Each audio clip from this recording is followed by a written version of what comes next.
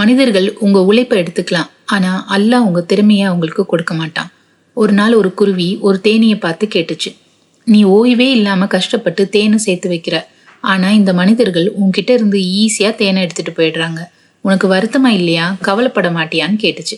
அதுக்கு தேனி சொன்ன பதில் நம்ம வாழ்க்கைக்கான பாடம் மாதிரி இருந்துச்சு. தேனி சொல்லுச்சு, இல்லவே இல்ல, என்கிட்ட இருந்து தேனை மட்டும்தான் திருட முடியும், ஆனா தேனை உருவாக்கக்கூடிய திறமைய திருட முடியாது. என்னோட திறமை அல்லாஹ் எனக்கு கொடுத்த அமானிதம், அது எனக்கு மட்டுமே சொந்தமானது. சுபஹான் அல்லாஹ், இதுதான் உண்மையான வாழ்க்கையும்.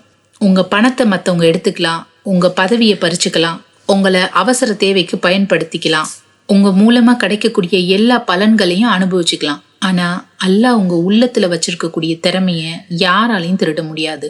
உங்களோட சபர, உங்களுடைய தன்னம்பிக்கைய, உங்களோட தக்வாவை, உங்க நீயத்தை யாராலும் திருட முடியாது. அல்லாஹ் சொல்றான், இன்னல்லாஹ லா யுதீஉ அஜ்ரல் முஹ்சினீன், நிச்சயமாக நல்லவர்களின் உழைப்பை அல்லாஹ் வீணாக்க மாட்டான். இதுக்கு என்ன அர்த்தம்? நீங்க யாருக்காக உழைக்கிறீங்கன்றது முக்கியம் இல்ல, யாருக்காக நீயத்து வைக்கிறீங்கன்றது தான் முக்கியம். மனிதர்களுக்காக உழைச்சா ஏமாற்றம் தான் வரும், அல்லாவுக்காக உழைச்சா ஏற்றம் தான் வரும். உங்களுடைய ரிசுக்கு அல்லாஹ் கையில இருக்கு, உங்க வாழ்க்கை அல்லாவுடைய திட்டத்துல இருக்கு. மனிதர்கள் உங்க உழைப்பை எடுத்துக்கிட்டாலும் அல்லாஹ் உங்க உயர்வை யாருக்கும் கொடுக்க மாட்டான். அதனால தன்னம்பிக்கையோட உழைங்க, தக்வாவோட வாழுங்க, சபரோட காத்திருங்க, தவக்கலோட முன்னேறுங்க. ஏன்னா உங்க திறமை அல்லாஹ் கொடுத்த நியாமத், அது திருட முடியாத சொத்து. இந்த கதை உங்களுக்கு பயனுள்ளதா இருந்தா சுபஹான் அல்லாஹ்னு கமெண்ட் பண்ணுங்க. நம்மளுடைய சேனலை லைக், ஷேர், சப்ஸ்கிரைப் பண்ணுங்க.